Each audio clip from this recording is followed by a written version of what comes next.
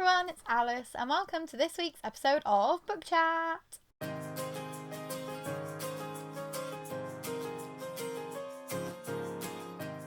So we've had a few more aesthetic reveals this week and some more theme reveals for book boxes for next month. So again, we may get slightly spoilery, but I'll try and clump it all together so that if you do want to avoid the spoilers, then we'll be able to put a timestamp up for you just to make it nice and easy. And then as normal, I'll just talk about the reading that I've done this week at the end of the episode so that you can get a little bit of an update from us. So first of all, we'll start off with Fairy Loot. They announced they're doing a set of Kristen Dwyer's books, which includes The Atlas of Us and Some Mistakes Were Made. I believe that you can actually buy these separately if you want to, but you can get them in a bundle pack of 2 as well. The general sale for these ones is on May 29th, so again, as normal, if you're a subscriber, then you might want to check your emails a little bit earlier to see if there is any information that can get you any of those pre-sales. I'll be honest, I'd never heard of either of these, and I think the designs are cute, but having never heard of the author or the books and trying to save money, I'm not going to look these ones up. I'm not going to risk getting sucked into the hype. Just going to let them go because there's something else that's been announced that I will be interested in trying to get if it gets to general sale, but that will be when I'm talking about Illumicrates shortly. Now we're going to get a little bit spoilery because Fairy Loot have done the aesthetic reveals for the Romantasy box for July, the adult box for July, and the YA box for July. So, in no particular order, the July YA aesthetic looks as though it's going to be Kaylin Bayron's new book. It's called Sleep Like Death, and from what I can gather, it's like a retelling of the Snow White fairy tale. So, because Kaylin Bayron has done a couple of fairy tale retellings in the past, and they seem to be quite popular, I'm expecting that this one's going to go down pretty well. The July Romantasy aesthetic looks like it's going to be The Wren in the Holly Library by K.A. Lind. This is an interesting choice because from what I've seen, people are saying that it's not very spicy, but it is published by Red Tower. Red Tower are the publisher in America who published Fourth Wing by Rebecca Yarros, and they normally do special editions of their books through Amazon in America, so it's interesting that they now seem to be branching out to use Fairy Loot as like a UK offering. It'll be interesting to see if we do get more Red Tower books throughout the year, but that is what I was kind of expecting from this sub anyway, so that seems a little bit more like they're settling down into a romantasy theme rather than kind of hopping from one thing to another. And the Fairy Loot adult aesthetic looks like it's going to be The Night Ends With Fire by KX Song. This aesthetic was only revealed earlier, but I know that Autumn posted a guest for July a couple of months ago based off of some information that she'd been given. So as soon as she updated her Instagram, I wasn't surprised to see this title on there. This definitely sounds like one that's going to interest me, and I haven't actually skipped any of my Fairy Loot subscriptions yet. It looks like another month where I won't be doing that, but I am going to have to try and get a bit stricter with myself in the future because I have too many books and I have not enough money. What you gonna do? We'll then talk about the Illumicrate theme reveals quickly so that I can get through these and let the people who want to skip spoilers join back in with us. Illumicrate's June adult theme is Here Be Dragons, and it looks like this one's going to be Foul Days by Genevieve Demova. I'm really sorry if I'm mispronouncing that, but the cover of the original edition looks absolutely stunning, so it'll be interesting to see what Illumicrate can do to top that. And the June YA theme reveal is One Step Ahead. This is going to be Of Jade and Dragons by Amber Chen. This also looks like it's going to be an Illumicrate pick for next month, so if you are subscribed to both boxes, then it might be worth looking into it and seeing whether you're interested in getting both editions or if you'd like to skip one of them. Now we can let the people who wanted to avoid spoilers back into the conversation, so welcome back. Illumicrate also announced their edition of The Mirror of Beasts by Alexandra Bracken. This is the sequel to Silver in the Bone, which came out last year. The general sale for that one is on June the 6th. As normal with Illumicrate, they'll be sending around an email to subscribers a few days before that will have information about the pre-sale. I think it's normally a couple of hours before the general sale. Don't quote me on it, and I don't normally get Illumicrate sequels because the shipping's just a little bit too expensive to the UK. But if you did love Silver in the Bone and you're a US viewer, then this is definitely one that I would recommend picking up because it does look like a gorgeous edition. Then we can move on to Illumicrate, who came out of left field this week. They had a little bit of like a mini announcement week with one set from Afterlight and a sequel announcement as well as a set announcement. So the set that they announced is actually Beasts of Prey by Ayana Gray. This one was a massively pleasant surprise. I absolutely love the illustrations on the front cover. I love the foiling on the hardcover case. This is the set that I'm interested in purchasing. General sale is on the 13th of June, which is a problem to me because at the end of the month I'm going to Soundnote Festival, and on the 16th, I believe, of June, I'm actually going to the Eras tour. So I need money desperately. So whether I get this or just hope it makes it to general and stays on sale for a couple of weeks until payday, I don't know yet. But I did read this very soon after it came out. Fairy Loot did the first one as an exclusive paperback, but then they never continued with the rest of the series. I looked at getting the Waterstones editions, but I like the Fairy Loot cover more, but I didn't want to have just one with the sprayed edges and one without. So I haven't actually read book 2 yet. And book 3 is coming out quite soon, and I'm very excited about being able to finish off the series. So I'll update you with whether I decide to get this one or not. At the moment, I feel conflicted. Meanwhile, they also announced an edition of Guardians of Dawn Ami by jae-jones. This is the sequel to Guardians of Dawn Book 1. I can't remember the title of it. It was after my time. I had already unsubscribed from Illumicrate at that point. I will ask Sean very kindly if he can edit up the cover on the screen so that you'll know which one I'm talking about.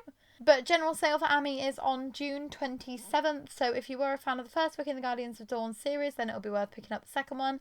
I do really love what they've done with the redesign, like hardcover case design for these. But again, I didn't get the first one and I'm not that interested in them, but I have heard that they're great if you're a fan of Avatar: The Last Airbender. Meanwhile, the Afterlight set that they announced was the Dial A for Antis series by Jessie Tanto. This I was not expecting to see them do. I've heard amazing things about Dial A for Antis. Apparently it's really, really funny. I would be tempted, but again, trying to save money, and because I haven't read any of them yet, I feel like it would be ill-advised to buy another trilogy when I haven't actually read any of them. But the general sale of this one is on June the 20th. So again, if you are looking forward to that, at least you've got a little bit of time to save up some of your money. Other than that, for this week, we have the fact that Trisha Levenseller has announced her first adult novel, which is Hell Hath No Fury. This is going to be coming out in February 2025. I will say this now, make sure that you keep an eye out in case Fairy Loot end up featuring it as their adult book pick next February, because they've featured most of Trisha Levenseller's books. I believe they're featuring one this month, maybe next month.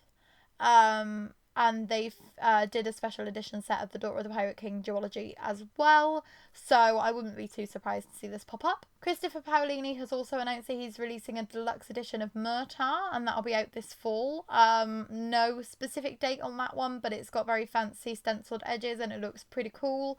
I will be honest, I forgot Murtar existed and I haven't bought it yet, so I might wait until this edition comes out. I still haven't actually read the fourth and final book in the Eragon series, The Eldest Chronicles? Am I making that up? Whatever the series is called, you can tell it's late at night and I'm tired. I am sorry. But the Eragon series, I still haven't read the fourth one and I would like to do that eventually. Maybe this will be the incentive that I need. Meanwhile, Michaela Alcano announced that she has been involved in a complete redesign of the Ember in the Ashes series by Sabaa Tahir for the 10-year anniversary. I think that these are very stunning additions. If I didn't already have the Fairy Loot ones, I would be extremely tempted. But if this is a series that you've been sleeping on and you haven't picked it up yet, then now might be the time. And Robin Stevens also had two very exciting announcements this week. The first is that there is a new paperback of Murder Most Unladylike to celebrate the 10-year anniversary. This has new foiling on it as well as stenciled edges that have Daisy and Hazel. There's also a new introduction in there as well as the story of Daisy and Hazel meeting from Daisy's perspective, which I believe was featured in Cream Buns and Crime.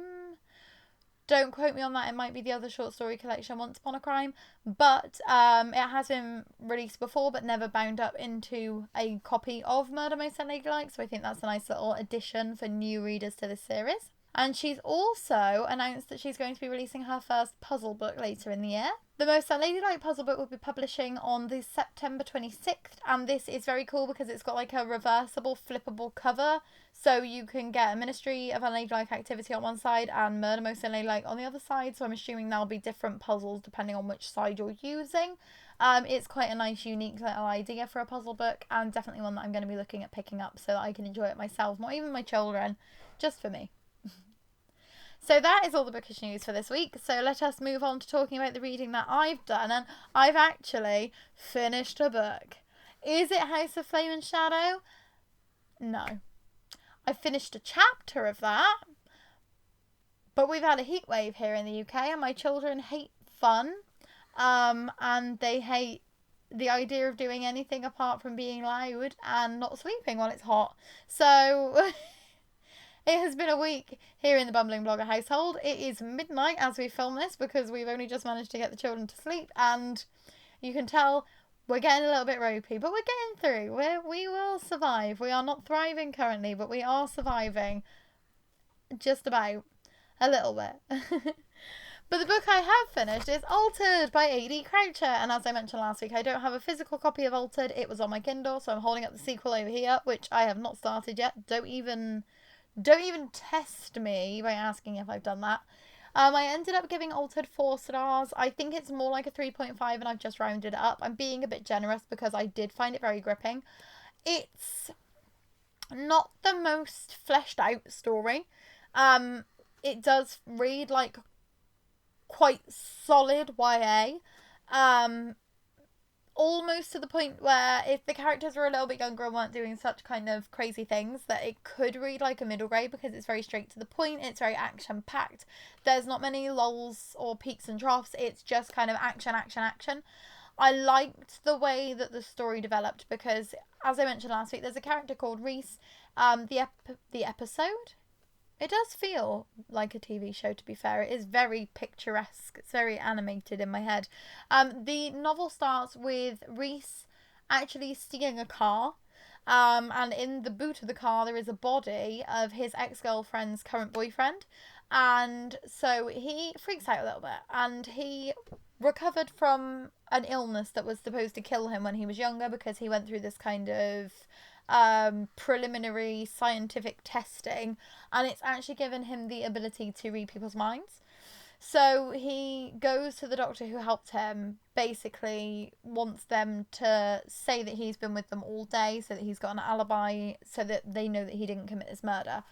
But it turns out that they're way more interested in just basically torturing him and testing him and seeing what's what with this treatment that they've given him and the way that his body's reacted to it. It does get quite graphic at points. Like there's lots of injections, there's lots of kind of not like really on the page torture, it's more just like lots of punches and hits, and it's like very action packed. But then Reese ends up meeting another character called Erica, and she is somebody who has just gone through this kind of trial healing process.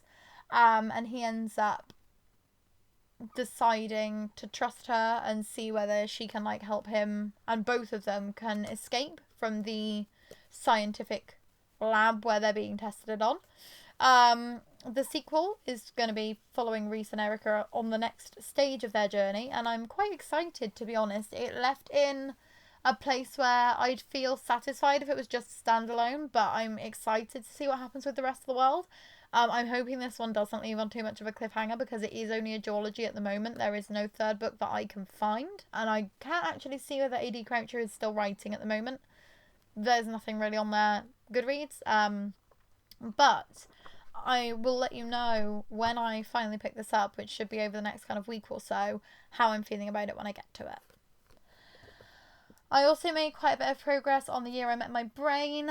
This is a non-fiction book about ADHD that I've been reading, and I'm on a section where Matilda is discussing medication and whether it's the right choice for you. And it's an interesting discussion to have because when I got diagnosed with ADHD, they did kind of send me medication through the post and were like, hey, try this, let us know how it goes. And I lost it for a year and 3 months. And then I found it, and then I was too scared to use it. And then I went over and checked it today and it's expired. So for me, medication probably could have helped if I'd taken it the day that it arrived, but I did not take it the day that it arrived. I put it in a safe place, and that safe place was somewhere that I forgot for over a year. Hence the ADHD. But it's interesting to see someone actually discussing the pros and cons of medication and seeing about whether it's the right choice for you. Because I feel like a lot of the other books that I've read that have touched upon ADHD or mental health in general are either very pro medication or very against medication. There's not been a very kind of nuanced and balanced discussion about it in those books. So I do applaud Matilda for taking the time to do that. There's a lot of like debunking hacks and telling you that it's not about like being the most productive that you can be. It's just about trying to stop the peaks and troughs. So I feel conflicted about it because obviously as somebody with ADHD there is still in my head like that, oh, but there's got to be like this perfect major cure out there, and it's a lot of processing to do, and I think I've got a lot of growth to do when it comes to accepting my ADHD and actually kind of finding more workarounds for it rather than just constantly beating myself up. But yeah, I'm feeling a little bit better about it all with this book, and it's making me feel more comfortable having conversations with Sean about it as well. Like I can say like, oh, maybe this is the reason I react this way, and maybe this is why I feel like this. So it's definitely getting the cogs turning in my brain. And I do appreciate that. And if you are somebody who has ADHD, then I would recommend picking this one up. The length of it did intimidate me to start with because it is very long. But it's written in such a conversational style that it really does fly past, which is great. Last but not least, I would like to talk about The Leftovers by Tom Perrotta. I'm actually 20% of the way through this. I started this earlier in the week. I'm loving this so far, and I bought it on my Kindle in November 2014. So it's taken me 10 years to pick it up, and now I absolutely love it. I don't know how it's going to progress. I don't really know what to expect, but so far we're following a family. There's 4 members of this family. Laurie is the mother, and she leaves her family to go and join this kind of doomsday cult-esque group called the Guilty Remnant. Kevin, who is the dad, becomes the mayor and is kind of trying to lead the town in the wake of this rapture-like event that's happened that's left millions of people just disappearing off the face of the planet. The daughter Jill was with her ex-best friend when it happened, and everybody's kind of wanting her to feel more of a way about it than she does. And Tom, who is the son, has also joined a similar kind of group that's like cult-esque, but their leader, who like called himself a prophet, has just been arrested, so he is dealing with the fallout from that. So there's a lot of different stories going on in here. I like the fact that it's like a chapter for each of them because it's making the pace go very quickly. And I'm looking forward to reading some more of this tomorrow, and I'll let you know how I'm getting on next week. So I hope you enjoyed this episode of Book Chat. Please let me know down in the comments what you're reading. If you've read any of these books and you want to share any thoughts on them, just make sure it's not spoilers for The Leftovers, please. And if there's any bookish news that I've missed this week that you would like to share, then please do feel free to do that down below, because I am just one person with one phone and very limited time to use the internet when I'm at work. So there's bound to be things that have slipped through the net. I'm Alice. This is the Bumbling Blogger. If you like this video, please give it a like, and if you'd like to subscribe, I'd be super duper grateful. We will see you next week with another episode of Book Chat, and we'll try to get another video up for you within the next few days. See you then. Bye!